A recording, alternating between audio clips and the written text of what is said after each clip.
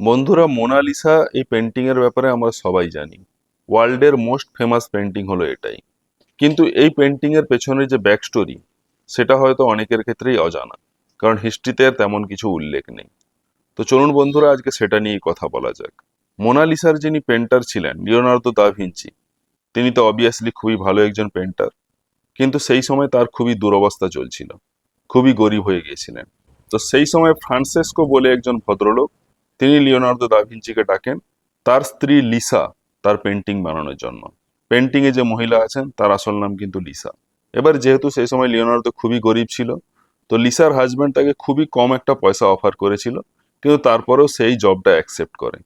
কিন্তু যখন থেকে এই পেন্টিংটা সে আঁকতে শুরু করে, তারপর থেকেই তার ডিমান্ড খুব বেড়ে যায়, অনেক জায়গা থেকে কাজের অফার আসতে থাকে। তো এখানে কিন্তু লিওনার্দো সেই পেন্টিংটা আর শেষই করে না, কারণ তাকে ইনকামও তো করতে হবে। প্রায় 3 বছর সময় লেগে যায়। এবার লিসার হাজব্যান্ড যখন লিওনার্দোকে কন্ট্যাক্ট করে যে তার স্ত্রীর ছবি কোথায়, তখন লিওনার্দো বলে যে তাই কিন্তু তাদের বেশি পেমেন্ট করতে হবে। এখানে লিসার হাজব্যান্ড বলে দেয় আমি তোমাকে পেমেন্টই করতে পারবো না।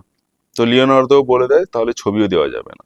কিন্তু লিওনার্দো নিজেই পেন্টিংটাই খুবই ভালোবাসতো, সেই জন্য যেখানেই যেত সবসময় পেন্টিংটা তার নিজের কাছেই থাকতো।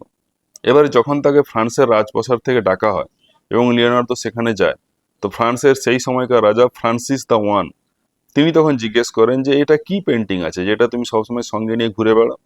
তো তখন লিওনার্দো তাকে এই পেন্টিংটা দেখায়। এই পেন্টিংটা দেখার পর রাজা খুবই খুশি হয়ে যায় এবং বলে দেয় যে এই পেন্টিংটা সে কিনে নেবেন। তো লিওনার্দো তাকে বেচে দেয়।